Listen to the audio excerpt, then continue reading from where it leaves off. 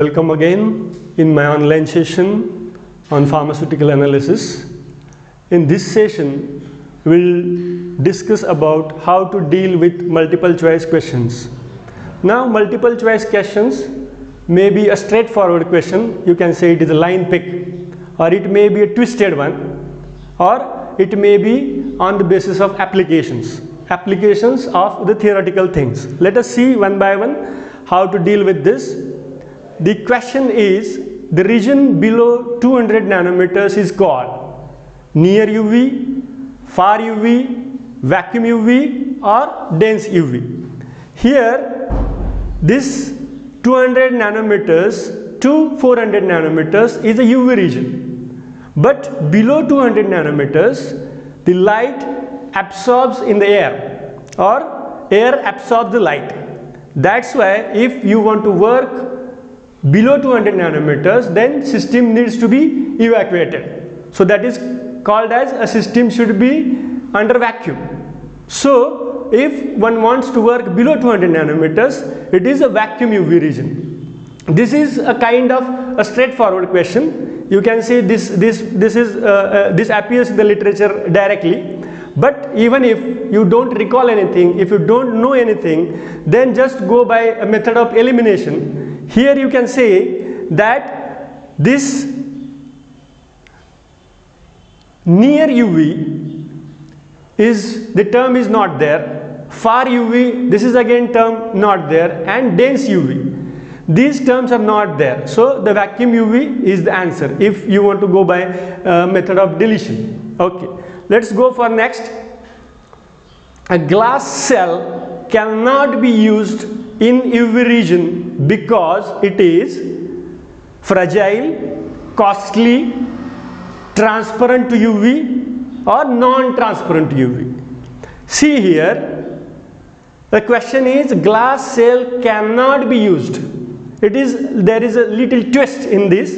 And why glass cell cannot be used in UV region? Because whatever material of construction used for the sample cell, it should be transparent to radiation which are in use.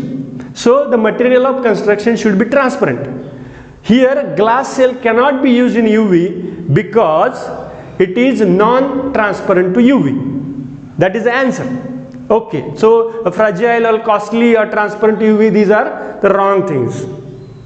Then if we go for this one, if spin of the electrons in excited state is a parallel, the state is called. This is a typical question of fluorescence and phosphorescence. You can say that when electrons appears in spin paired form, their spins are equal and opposite.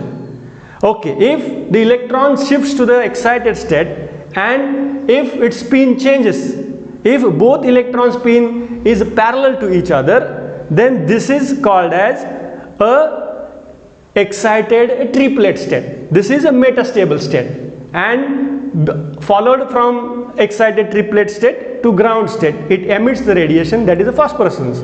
So this is typically of phosphorescence phenomenon where this situation occurs. Now here the hydrogen bonding shifts UV absorption to longer wavelength, shorter wavelength, better wavelength or half wavelength. Now here if you look at the hydrogen bonding, what happens? The hydrogen bonding stabilizes the molecule. When molecules are stabilized, the electron which are at a ground state, they go still lower energy, and to excite them it needs some higher energy. Okay, so to provide higher energy, the wavelength should be shorter. So here, because of hydrogen bonding, because molecules get stabilized, because electrons at a ground state goes to the still lower energy, to excite it, it needs higher energy, so shorter wavelength. Now next one, which is not suitable solvent in UV region. Now see, what is a requirement of solvent in any kind of absorption spectroscopy? That a solvent should be transparent to that particular radiation. right? So this is a basic requirement of the solvent selection. Now if you look at the list of solvents given in the choices, the water, benzene, methanol and 0.1 normal NaOH in water. Now if you look at this, water is transparent to UV, methanol is transparent to UV, NaOH in water, it is also transparent to UV, but benzene absorbs because it is aromatic system. It is a conjugated system, its lambda max is 255 nanometers, so it absorbs in UV region. So benzene cannot be used as a solvent while working in the UV region, so answer should be benzene. Now move to the next one. What material of construction of sample cell can be used in visible region? Again, same thing. Whatever material of construction of sample cell, that material should not absorb the radiation. Here, when we want to work in the visible region, we have to find out which material is transparent to visible region or which material don't absorb the visible region. So if you look at the glass is transparent in visible region, quartz, it is again transparent to visible region. So glass and quartz both are suitable as a material of construction when we want to work in the visible region. But if you look at the cost, the glass is cheaper than quartz. So glass will work when we want to work in the visible region with the cost effectiveness. But question is, what material of construction of the sample can be used? So quartz can be used, glass can be used, right? So both 1 and 2, because both are transparent in visible region. Moving to the next one, energy of IR radiation is weaker than UV, weaker than visible, stronger than radio waves, all of the above. Now look, the wavelength range of IR, right? And look, a wavelength range of UV or visible or radio waves.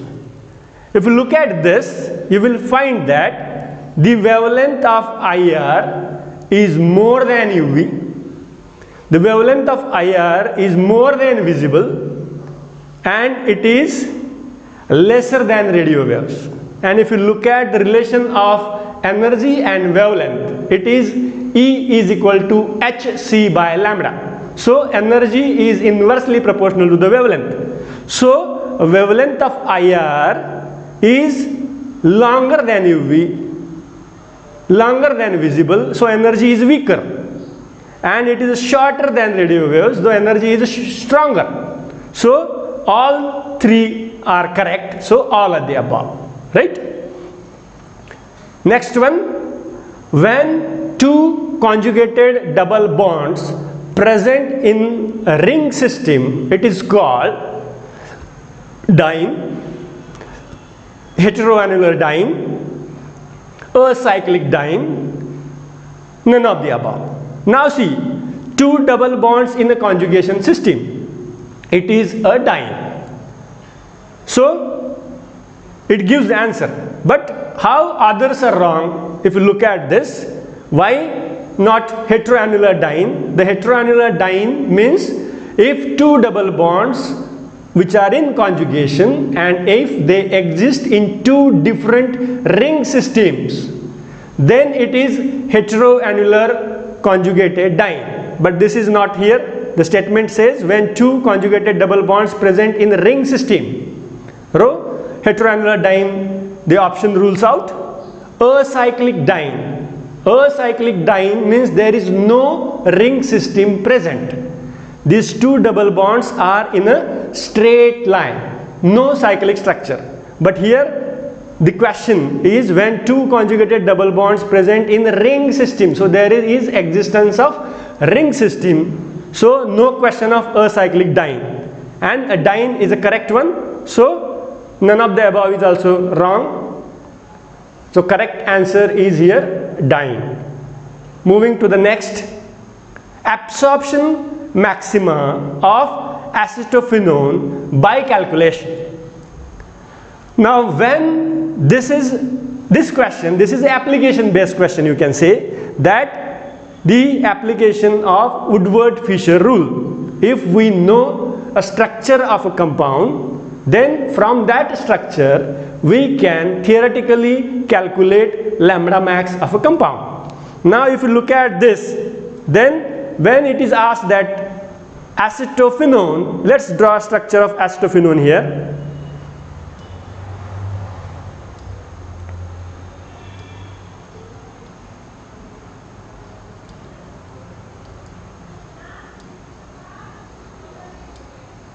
See, this is aromatic compound where here you can see C double bond and here CH3. Let's bear with this drawing. Okay, so this is a benzene, you can say. Here it is a benzene carbonyl group and CH3. Now if you look at this, this is a typical aromatic system. So one should recall how to calculate lambda max for aromatic system. Now aromatic system, in that if it is a system like this, aromatic C double bond OX, and if X is alkyl group or ring residue, it becomes aromatic ketone, right? It is aromatic ketone. So the parent value for aromatic ketone is 246 nanometers, right? This is a parent value for aromatic ketones. Now in aromatic system, what we have to see is the substitution on ortho, meta and para positions. So here in this particular structure, there is no any substitution at ortho, meta and para. So there is only basic value, that is 246. So here answer is 246. So this is a typical application based question. If you know Woodward-Fisher rule for calculation of lambda max theoretically, you can attempt this one. Okay. Now moving to the next. See, UV visible spectroscopy is also known as translational spectroscopy, rotational spectroscopy, electronic spectroscopy and vibrational spectroscopy. Now see, when we discussed about spectroscopy, we talked that the spectroscopy technique is based upon what changes takes place with respect to electromagnetic radiation as well as a matter. Here this translational, rotational, electronic or vibrational, these spectroscopies are reflecting changes taking place with respect to a matter when light interact. Now when here in question it is UV visible spectroscopy, it means interaction of UV visible light with the matter. After interaction of UV visible light with the matter, what changes takes place in the matter? So energy of UV visible light is sufficient to cause electronic transition. It is sufficiently high to cause electronic transitions in a molecule who absorbs UV or visible light. So this, after absorption of UV or visible light, there is electronic transitions in the molecule, so which is recorded. So here in UV visible spectroscopy, it is also known as electronic spectroscopy. All rotational and vibrations, these are associated with absorption of IR radiation. So IR spectroscopy is called as rotational and vibrational spectroscopy, and there is no any spectroscopy based upon a translational motion in the molecule. So here the correct answer is electronic spectroscopy, because UV visible radiation is sufficiently energetic to cause electronic transitions in a particular molecule. Moving to the next one. Which of the following compounds show singlet in proton NMR studies? Now when we think of a proton NMR of any molecule, it is associated with absorption by a proton in the molecule, or this singlet or a signal will be dependent upon the chemical environment of a proton and a number of protons on a neighboring carbon. If you look at all these molecules given, acetone, if you look at the acetone, this is your acetone, which contains CH3,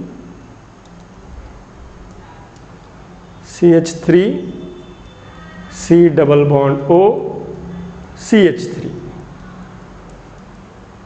If you look at dimethyl ether, again CH3, O, CH3. Then tetramethylsilane, it is actually an internal standard used in NMR where it contains 4 methyl groups connected to the Si. And if you look at this, all acetone contains 6 hydrogen atoms, 2 CH3 groups, that is 6 hydrogen atoms. Here dimethyl ether contains again 6 hydrogens and tetramethylsilane contains 12 hydrogens, and these all hydrogens are in same environment. So all protons, it may be of acetone or methanol or tetramethylsilane, they will show a single sharp peak, a singlet. So here all compounds should show a singlet in the proton NMR because number of protons present in each molecule, they are in the same chemical environment and they are attached to a carbon where there is no any proton, so no question of a splitting of the peak. A spin splitting is decided by number of protons on adjacent carbon. Here all protons are attached to the carbon to which there is no any carbon adjacent to it containing or bearing any proton. So all are giving a singlet. So the correct answer is all of the above. Acetone, dimethyl ether or tetramethylsilane, they all gives a singlet because the proton in that particular molecules are in the same chemical environment. Next one, during fluorimetric analysis, there is a slight raise in temperature of the sample solution due to internal conversion, vibrational relaxation, external conversion or intersystem crossing. See here, one should clear about the terms internal conversion, vibrational relaxation, external conversion or intersystem crossing. Internal conversion means a excited molecule gives its energy to its neighboring molecule. So there is a transfer of energy from one molecule to another molecule. That is a light energy transfer. A vibrational relaxation means here is a relaxation of electron from or within a vibrational energy levels. And during vibrational relaxation, they release its excess energy in the form of heat. External conversion, the excited molecule gives its energy to a solvent molecule in the form of light energy. Or intersystem crossing, here the conversion of excited singlet state to excited triplet state because of change in the spin of the electron. So here the release of energy in vibrational relaxation is in the form of heat, and because of that heat energy there is rise in temperature of the medium. So answer is here a vibrational relaxation, not internal conversion, it's a vibrational relaxation. Then let's move on to a next question. Which of the following atom is NMR inactive? It's inactive, not active. Which of the following atom is NMR inactive? So what decides whether your atom is NMR active or not? It will be decided by its spin quantum number. It should have a non-zero spin quantum number. A non-zero spin quantum number. So here, if your number of protons and number of neutrons both are even in that particular molecule, its spin quantum number is 0. Here if you look at the atoms given, a carbon 12, the carbon 12 if you consider, here it has 12 atomic number. It means it has 6 protons and 6 neutrons. So both 6 protons, 6 neutrons, both are even figures. So its spin quantum number is 0. If spin quantum number is 0, it is NMR inactive. Simple. So answer should be C. If you look at C13, here its atomic number is 13. So number of protons are 6 and number of neutrons are 7. One is even, another is odd. So it is NMR active. H1, it contains 1 proton and 0 neutrons. One is even, one is odd. So again it is NMR active because its spin quantum number is half. So here is the not case.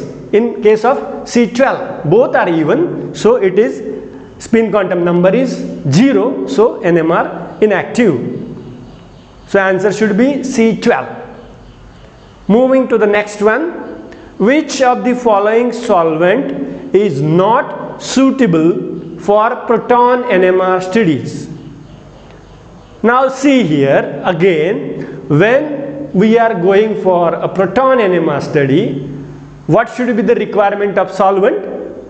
It should not contain a proton, right? So solvent which contains proton, it will involve in the absorption and it will interfere with the spectra. Means ideally requirement of solvent is it should be a transparent to the radiations used. Here in NMR spectroscopy, radio waves are a light source, and if a proton is kept in magnetic field and if it's allowed to pass radio waves, it absorbs.